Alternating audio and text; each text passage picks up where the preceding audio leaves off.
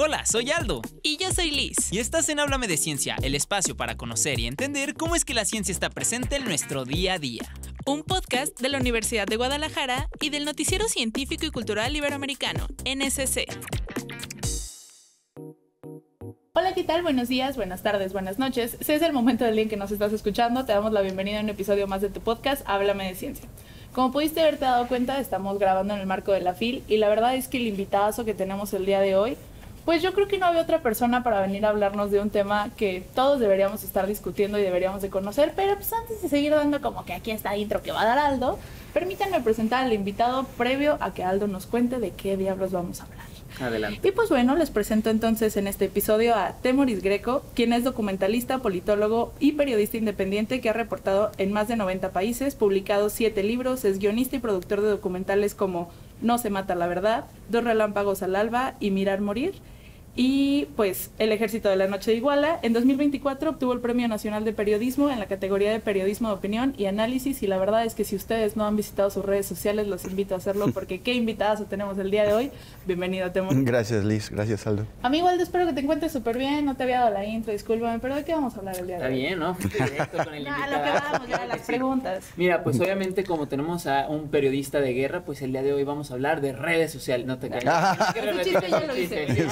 Vamos a repetir, claro que sí. No, ya poniéndonos un poquito más serios, sabemos que todo este tema del periodismo de guerra pues es algo complicado porque pues no solamente estás frente, pues puede ser un enfrentamiento de balazos, de bombas, de incluso algo político, sino también que ya cuando sacas la nota también puedes llegar a correr riesgo pues en esta parte social, en esta parte emocional incluso. Entonces es de demasiado respeto esta profesión y de las más complicadas diría yo en el periodismo. Así que vamos a empezar con esta pregunta para pues ir sabiendo tu contexto, Temoris. ¿Por qué dedicarte al periodismo en guerra? Híjole, es que... Qué buena pregunta. Empezamos con todo. Ajá. No, bueno, o sea, primero que quisiera comentar que lo de periodismo de guerra no nos gusta mucho. Solemos hablar de cobertura de conflictos. Porque existe toda una mitificación alrededor de la idea del corresponsal de guerra que lo hace romántico o lo hace ver como un tipo muy loco que se va a aventar a las balas. Y además lo que hacemos no siempre tiene que ver con armas, ¿no? O sea, también puede ser una hambruna, puede ser un terremoto o una situación excepcional que está creando pues, emergencias alrededor de las personas. Y ahí también cada quien tiene un énfasis, ¿no? Lamentablemente los medios de comunicación, los más vistos, los masivos, los corporativos, tratan de enfatizar el tema de la espectacularidad, ¿no? Las explosiones, las bombas, cosas tremendas que no te permiten entender qué es lo que pasa. Por ejemplo, la semana pasada estuve en Beirut, en Líbano. Y si tú ves eso, te imaginas que la ciudad pues ya está totalmente inhabitable. Y yo estaba en una zona porque yo ya conocía, o sea, sabía dónde ir a colocarme, donde yo sabía que no me iba a caer una bomba, porque ahí no avientan bombas, ¿no? Pero por eso no te lo explican. Y hay una serie de condiciones políticas que protege a esa zona mucho más en relación con las que están expuestas a los bombardeos. Acabo de estar en Haití también en julio. Y en Haití también la gente que me decía, pero ¿dónde duermes? ¿No? Pues hay hoteles, o sea, hay ¿Cómo te lo imaginas, no? Sí, y eso tiene que ver con que precisamente la espectacularidad te esconde la realidad. Y lo que intentamos hacer otros, o sea, periodistas, es contar las cosas que sí pasan, lo que vive la gente común, las experiencias, sobre todo la resiliencia, el esfuerzo por enfrentar las situaciones muy graves que se les vienen encima y salir avantes. Porque cuando tú crees que todo es conflicto y tiros y tiros y tiros y tiros, dejas de ver a la gente normal, a la gente común, a la gente que es como tú. Humano, ¿no? Pero acabas pensando que no hay solución. O sea, así, bueno, pues esos libaneses se la pasan a bombazos, pues ¿para qué me preocupo por ellos si siempre van a estar así?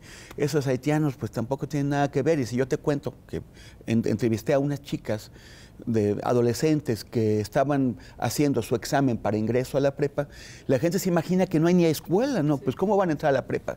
Pero yo te quiero enseñar a esas chicas que están haciendo un esfuerzo, que una quiere ser enfermera, que la otra quiere ser contadora, la otra quiere ser otra cosa, porque de esa forma entiendes que es gente como tú y que vale la pena preocuparse por esa gente y que vale la pena movilizarse. La espectacularidad, los bombazos, desmovilizan a la gente porque te dicen no hay nada que hacer. Cuando presentas a las personas normales es cuando entiendes que son cosas que nos atañen a todos. Sí. O sea, como que estamos tan inmersos en estas noticias oficiales que ya polarizamos y dejamos de sentirlo como es alguien como yo, es alguien como Aldo, como tú, como todos nosotros. Así es. ¿No? ¿Cuál fue tu primer acercamiento a este tipo de coberturas? ¿O por qué fue esa primera vez que lo hiciste? Bueno, mi primer acercamiento teórico, sí. No, o sea, cuando era muy chico, no sé qué edad tendría, como 11 o 12 años, vi una película que me gustó muchísimo sobre bueno, la hace Mel Gibson, que no es un favorito mío, pero entonces era un actor joven que muy prometedor. Y él representa a un reportero australiano que se va a meter en una situación muy difícil, que es real, que hubo en Indonesia, que la caída de un gobierno, un golpe de Estado, una revolución, y él llega a meter la pata, casi ya no les cuento más, pero le va... Sí, lo matan, no es cierto. Ahí se acaba la película. Sí, no, pero me fascinó esa idea de entrar en un lugar en donde no comprendes nada e ir poquito a poquito, o sea, que es lo que él no hizo, y yo trato de hacerlo, ¿no? Aprendo de los errores del personaje, pero que es ir y empezar a descubrir tu entorno e ir conectando los puntos e ir entendiendo, ¿no? Y es como una experiencia súper bonita que te exige mucho, pero te da una satisfacción también cuando empiezas a conocer a la gente y a compartir sus emociones y sus ideas y sus sueños y esperanzas. Entonces, ese fue como de la distancia. Luego, cuando tenía 18 años, había una guerra civil en El Salvador. Y un tío mío fue a hacer una cobertura de unas elecciones que hubieron en medio de la guerra civil. Y me le pegué y me llevó con él y fue como la primera vez, ¿no? Esa oportunidad, ¿no? De ya de vivirlo. Claro. Sí. Y también pues viajar, o sea, siempre fue una de mis pasiones, es una de mis pasiones. Entonces, viajando te vas también compenetrando con la gente y mi segundo conflicto importante fue una revolución en Irán, una revolución que fracasó, que fue aplastada por la República Islámica, pero fue muy emocionante ver a la gente, o sea, es cuando estás de pie en un lugar y ves a las personas que están levantándose, manifestándose, sobre todo en Irán, contra lo que te muestran los medios más masivos, los medios corporativos.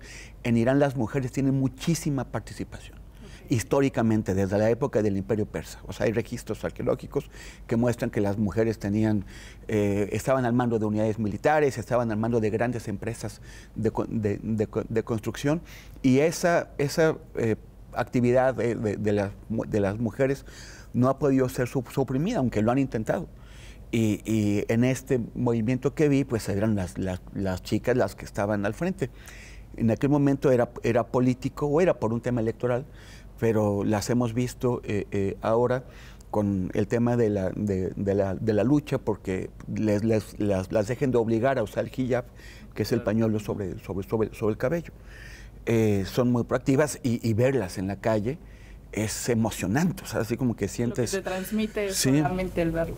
Y por ejemplo ahí, o sea, cuando estás cerca de todas esas situaciones o justo, digamos, del otro lado del mundo, tú lo ves, pero ¿cómo es que entablas esta conversación con las personas de ahí? O sea, porque pues al final de cuentas tú sabes que vas con unas ciertas preguntas o con una idea de, a ver, quiero sacar esta información pues para poderla transmitir al resto del mundo, ¿no? Entonces, ¿cómo es que tú llegas como con las personas o con quién si dices como de, esta persona la voy a entrevistar, esta sí, o con esta a lo mejor no me meto porque pues no sé qué pueda llegar a pasar? ¿Cómo es ese proceso? Pues es mucho de tu intuición en el momento, ¿no? Estás viendo a alguien y dices, o sea, porque también, por ejemplo, ahí al principio había mucha prensa extranjera, porque el régimen pensó que iba a ser un paseo electoral, que iban a ganar, y de pronto, pum, se les vino encima e hicieron un fraude enorme. Entonces, al principio había mucha prensa extranjera, era normal, pero cuando el régimen se dio cuenta de que tenía un problemón encima, no quería que la prensa lo contara, y expulsaron a todos. Nos quedamos nos quedamos unos poquitos porque habíamos entrado como turistas, o sea, sí, también los otros habían entrado con visa de prensa, porque no estábamos en el hotel, en el hotel de lujo, pues sino que no tenemos lana y nos hemos ido a meter a un hotelito por allá lejos, y eso nos ayudó a escondernos.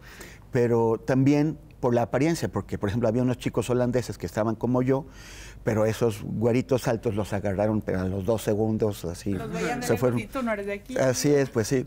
Y estábamos un chico canadiense, pero con aspecto árabe, y yo, y entonces podíamos pasar como desapercibidos. El problema es lo que dices, ¿a quién le hablas? ¿No? Justo. Es el riesgo para la oportunidad. Es el riesgo, y dices, o sea, porque además yo no hablo farsi, no hablo persa. Okay. Entonces, o sea, necesitas a alguien que hable inglés, alguien que no te vaya a delatar. Eso te iba a decir, de que de la nada de, oye, pues es que él anda aquí todavía cubriendo la nota, mejor saque el... Pero también otra cosa muy importante, que es alguien que no vaya a tener problemas porque habló contigo. Sí. Y por ejemplo, eso en China es muy difícil. En China el control es tan grande que es casi garantizado que las personas que hablen con un periodista van a tener problemas, y problemas muy graves, ellos y su familia, ¿no? A menos que sea algo aprobado por algún funcionario del Partido Comunista. Entonces ahí, por ejemplo, en China yo nunca fui como periodista, siempre fui como si fuera un turista menso que llega a preguntar algo, y a partir de la conversación empiezas a investigar, ¿no? Pero en Irán pues fue ir a través de internet estableciendo contactos para a través de esos contactos poder conocer a otras personas que podían, o sea, no llegabas en la calle a hablarle a alguien, o sea, era un contacto previo que ya tenías, ¿no? Sí. Oye, y por ejemplo, una vez que ya estás ahí, tu intuición te dice hacia dónde ir, supongo que debes de conocer 1000 historias, a 1000 personas, todo lo que te han transmitido. ¿Cómo decides qué sí informas o qué sí llevas como hacia la luz, hacia el conocimiento público, y qué no? Pues que depende, no sé, hay como 1000 factores, depende de la situación, de lo que estés viendo, ¿no? De lo que te toque contar. Pero por ejemplo, estás pensando, también eso es muy importante, esta pregunta me lleva a esto. ¿Quién nos ha contado las cosas a las personas en México, en América Latina, en África o en Asia? Siempre han sido periodistas y narradores de Occidente, sobre todo anglosajones, pero también alemanes y franceses.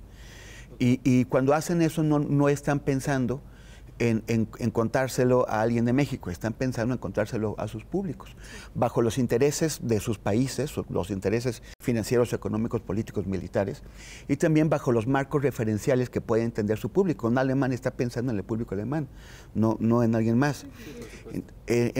Ya en este siglo nos ha tocado a muchos periodistas de África, bueno, de África mucho menos, es muy raro en realidad, pero sí de Pakistán, de Indonesia, de China, de Argentina, de Brasil, de México, contarnos las cosas a nuestros propios públicos bajo los intereses de nuestro ámbito y bajo los marcos referenciales que puede entender alguien de México o de América Latina. Entonces, con el momento de tú escoger la información, estás pensando en la gente, estás pensando en tu público. Tiene mucho que ver lo tuyo, ¿no? O sea, sí, lo que quiero contar, o sea, porque hay algo que te pareció muy importante o que te impactó y lo quieres contar, aunque tal vez no es lo que tu público quiere conocer. Pero sí, siempre la prioridad es contarle las cosas a la gente. O sea, es pensar en los intereses de las personas que buscas tener su atención. Tenemos un montón de estímulos. ¿Cómo vamos a lograr que este podcast se abra paso entre tantísimas opciones que hay? ¿No? Es muy difícil. ¿Qué te hace distinto, ¿no? Siempre, y qué te hace conectar con alguien. Entonces buscas contarle a esa persona. O sea, esa persona nos está haciendo el favor de leernos o de escucharnos o de vernos, ¿no? Y ese favor no es de gratis. Tú tienes que darle a esa persona lo que quiere, lo que le interesa. Que tienes para contar. Y por ejemplo, aquí justamente dando ese mensaje, a ver si no me ponen con esta pregunta, pero ¿habrá algo que de plano te detuviste a sacarlo por temor a algo externo? O sea, de represalias o algo así. justamente de tu propia seguridad. Sí. No, o sea, sí, bueno, lo que llegué a hacer fue como contener algunas informaciones mientras salía de un país, ¿no? Sí, sabía, pero a veces es imposible, entonces tienes que esperar que no les importe mucho o que se den cuenta tarde antes de meterte. Pero sí hubo momentos en que dije, esto no me lo saques ahora, déjame salir. Dame un Sí, momento, sí. por favor. Pero al final salió, pues. Sí, Ok. pero sobre todo las consecuencias, lo que te detiene es cuando piensas que puede haber consecuencias para las personas que confiaron en ti, que te dejaron entrar. Por ejemplo, me ha pasado aquí en México, ¿no? Que cuento historias de gente que está en situaciones muy difíciles, de muchísima violencia alrededor, y que de pronto les dices, oye, si quieres que lo cuente, porque te puede poner en riesgo, incluso aunque no des el nombre. Alguien puede llegar a descubrir quién es, ¿no? O porque te vieron hablando con esa gente, ¿no? Entonces dices, de veras, y hay personas que te dicen, no, sabes que mejor no, o hay personas que te dicen, sí quiero que lo saques, y de todos modos tú te quedas pensando, no, De que o sea, estará pensando, sí, dimensionando la implicación. ¿no? se está dando cuenta, Ok, sí. y si le pasa algo, ¿qué voy a hacer? ¿No? Afortunadamente, o sea, sí, hay muchas personas que les han ocurrido cosas, sobre todo en otros países, que las mataron, ¿no? Pero no por haber hablado conmigo, sino porque eran combatientes o eran gente que estaba en situaciones de violencia, y dices, qué fuerte que esta persona que hasta hace poco estaba ahí, que me estaba contando de que se quería casar, sí, que ya la novia le había dicho que sí, ya estaban haciendo estos planes, se iban a casar en medio de la revolución siria, y de pronto ya está muerto, ¿no? Es muy fuerte. Sí, ahí termina la historia. Justo con esto último que dices, y que en efecto es muy fuerte, creo que sí son temas que si, por ejemplo, viéndolo a pequeña escala, ¿no? Un ser humano común y corriente le toca ver la situación de un amigo y ya te afecta, ¿cómo le haces tú para conocer a tantas personas, vivir tantas situaciones y poder sobrellevarlo, sobre todo en tu bienestar físico, en tu bienestar psicológico, emocional? Pues sobre todo es el emocional, ¿no? Hay una cosa que se llama el síndrome postraumático, que lo suelen sufrir las víctimas en primer lugar, pero también, por ejemplo, trabajadores humanitarios, gente que está en la atención médica, periodistas y combatientes. Y eso es un desastre, eso, porque sí te deja huellas. Yo creo que he tenido suerte, y cuando tuve una situación en Siria de un secuestro, y cuando regresé a México, que por suerte nos liberaron, éramos 3, pero cuando llegué a México me decían, estás pero insoportable, o sea, mis amigos y mi familia no me toleraban, estás gritón, estás enojón, sí, y todo eso, pero hubo incluso una compañera, una periodista muy querida, Marcela Turati, me contactó con alguien para que pudiera darme un poco de apoyo terapéutico, ¿no? Pero hay gente que sí queda muy lastimada. También cada quien lo procesa como puede. Entonces hay gente que queda muy lastimada, hay gente que lo tiene que dejar un tiempo, o lo tiene que dejar, o cambiar de temática, ¿no? Ya sí. Y por ejemplo aquí, bueno, si es que se puede saber, esa vez que fue lo de Siria, ¿fue por lo mismo del periodismo o porque como que te vieron que eras extranjero y tal cual? ¿O? No, pues estábamos en Alepo, que en aquel tiempo estaba partida por la mitad entre el gobierno y una miríada de grupos armados que se llamaban Ejército Cielo Libre, pero en realidad cada quien andaba por su cuenta, ¿no? Entonces, uno de estos grupos lo que quería era dinero. Y en aquel tiempo todavía no existía Estado Islámico, se fundó de inmediato, ¿no? Pero Al-Qaeda estaba muy enojada porque habían estado a punto de conquistar Mali, que es un país en África Occidental, sí, y Francia entró con aviones y con todo, y los echaron de ahí y dijeron, vamos sobre franceses. Entonces dijeron, donde haya franceses en el mundo, ahí vamos. Sí. Y nosotros habíamos estado trabajando con una chica francesa, una chica muy joven, de 23 años, era su primera cobertura, y era como que, oye, pero de verdad tu primera cobertura es esta guerra que es horrible y súper peligrosa, o sea, como que que ir poquito a poquito, ¿no? Y ya, no, se fue Paso a sí. pasito, vamos. Imagínate, se llama Camille, ¿no? Como Camila, Camille, Ok. en francés, pero ella en aquel tiempo se ponía Kamikaze. O sea, era... Desde ahí Increíble ya. juego de Sí. palabras, Y uno de nuestros compañeros, un húngaro, que se llama Balint, le decía eso, le decía, tienes que irte de aquí, no sabes lo que está pasando, no entiendes las dinámicas, te va a pasar algo. Sí, que corría riesgo Sí. realmente. Y tanto le molestaba que ese día salimos y ella dijo, no, yo no quiero salir con este, ya aléjenlo. Se separó. Y con eso nos salvó la vida a todos, porque ya habían planeado el secuestro, las personas en las que confiábamos nos entregaron, nos vendieron, pero este grupo intermediario, o sea, este grupo que quería dinero, quería vendernos a Al-Qaeda. Ok. Y Al-Qaeda le dijo, pero tienes a alguien de Francia, ¿no? No me prometiste a alguien de Francia. Entonces, pero había pues un húngaro, o sea, eran un húngaro, un vasco y un mexicano. ¿Qué haces con esos? Sí, sí, sí. Pues un chiste. Sí. O sea, sí. Sí, increíble. No, o sea, pues, Sí, sí, sí. pero pues no le servía a Al-Qaeda para nada. Y le dijeron, no, pues no nos funciona. Y gente que se había dado cuenta de que nos habían secuestrado, unos colegas, un alemán y un griego y 2 sirios, se habían dado cuenta y andaban por toda la zona rebelde, digamos, hablando con las distintas brigadas, con los grupos armados, diciéndoles, oigan, esos cuates los secuestraron. Ellos nada que ver, ¿no? Sí. Y en ese momento todavía tenían los revolucionarios la idea de que Obama, que era el presidente en ese momento, les iba a dar armas y los iba a apoyar en su guerra. Entonces no querían tener una Tener un bronca conflicto con unos con- periodistas. Y eso fue fundamental porque empezaron a hacer presión sobre el grupo que nos tenía, porque una vez que dijeron, no los queremos, pues ¿qué haces con estos?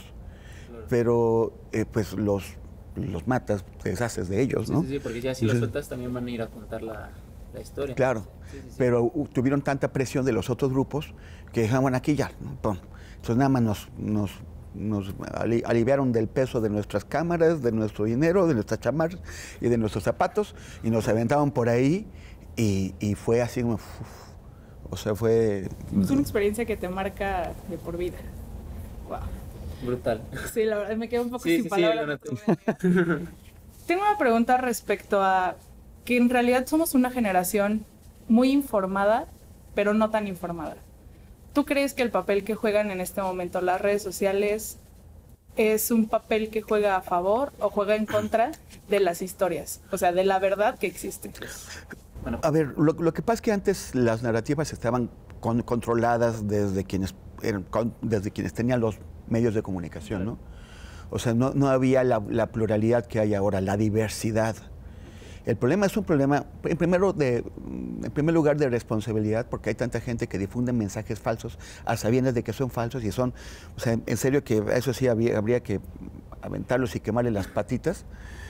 Pero lo otro es de educación, de aprender a distinguir los mensajes, ¿no? De no darle el retweet así a lo primero que te cae. sí, sí, sí. El problema de las fake news es que son muy atractivas y el desmentido no lo es. Entonces las fake news viajan rapidísimo y tienen un gran alcance y el desmentido pues no. Es como si alguien dice, Gerardo Fernández Noroña y Lili Telles tienen ahí algo, ¿no? Entonces, pum, pues eso bomba, ¿no? Explota, claro. Y cuando sale Gerardo dice, yo con esa ni a la esquina, y el otro, yo con el, ¿cómo le dice? El bellaco. El bellaco, sí, Sí, claro. no, yo con el bellaco obviamente no, pues ya qué aburrido, entonces eso ya no se comparte. Eso ya dicen, no, Sí. no es cierto, esto no. Entonces ahí es un tema de esperar, de verificar, o sea, sobre todo quienes hemos tenido acceso al privilegio de la educación subsuperior, no dejarnos llevar por lo primero que nos cae y tratar de ayudar a la sociedad educando sobre cómo debemos compartir, ¿no? O sea, de que hay que tener una responsabilidad al momento de esparcir las noticias, porque eso también genera muchas broncas. Hubo unos tuiteros que acabaron siendo detenidos en Veracruz, porque de pronto les llegaba una información X y ellos tenían mucho alcance y la distribuían. Por ejemplo, que los narcos están atacando escuelas primarias de la ciudad donde estaban. Y entran en pánico Entonces, toda la comunidad. pues tienes a un montón de papás y mamás corriendo a las escuelas a sacar a sus hijos por algo que no era cierto, ¿no? Entonces hubo alguien que se enojó y les presentó una acusación y los detuvieron. No llegó a mayores, pero sí tendrían que ser más responsables, ¿no? De pronto. De decir una cosa así. Al final de cuentas. Y es que no solamente, pues justo, es como de ambos lados, ¿no? Tanto quien distribuye la información como... Bueno, es que al final de cuentas, también nosotros como consumidores, al compartirlo, ya también lo estás distribuyendo. Claro, sí. Todos somos distribuidores, o sea, es así. O sea, consumimos y distribuimos, efectivamente. Entonces, al distribuir, debemos tener una responsabilidad. O sea, si vamos a tomar una decisión nosotros con base en algo que conocimos a través de redes, debemos pensar que también hay personas que con lo que nosotros estamos comunicando toman de decisiones y esas pueden tener consecuencias pues feas. Claro, sí, pues, terminamos alterando nuestra realidad al final de cuentas. Sí. Y con esto me gustaría ir a nuestra sección favorita, hablando de realidades, Liz. ¿Cómo ves? Esto es mito o realidad. Claro, te damos un poco de contexto.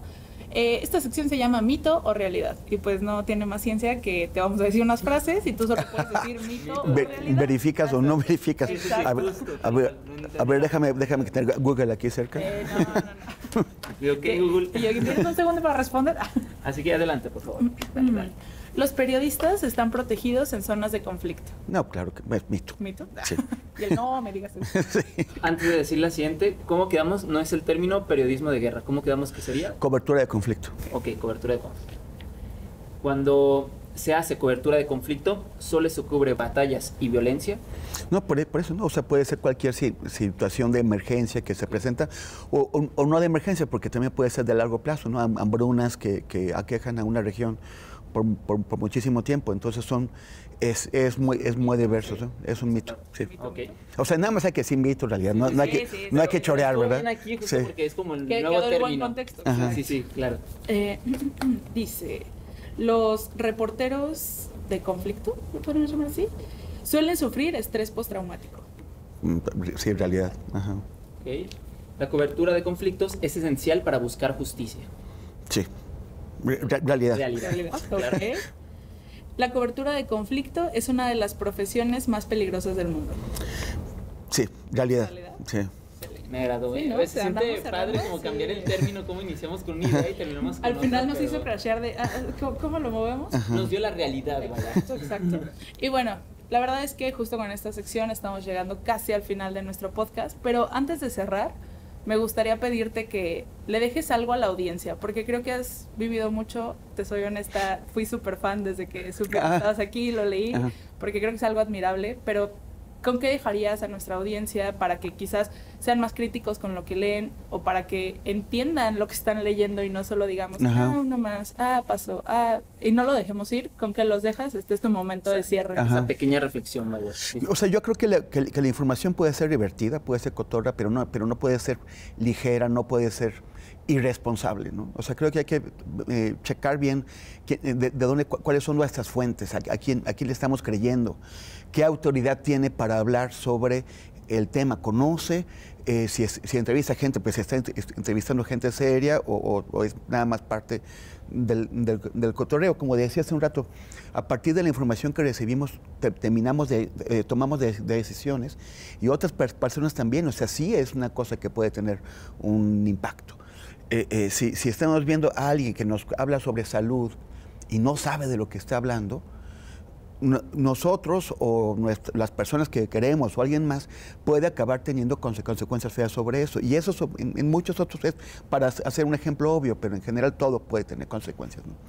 Entonces, tener mucha seriedad al momento de escoger nuestras fuentes de información, aunque no queramos aburrirnos, ¿no? O sea, lo divertido no es estar peleado con lo serio. Claro, ahora sí que ser responsable con lo que vemos y compartimos. Ajá. Y pues bueno, hablando de compartir, pues están compartiendo acá nuestros escuchas su tiempo para ver este episodio, así que ¿dónde nos pueden ver, Liz? Me encantó la vuelta. Bueno, no se olviden que tienen un episodio nuevo cada martes y que nos pueden escuchar en Spotify,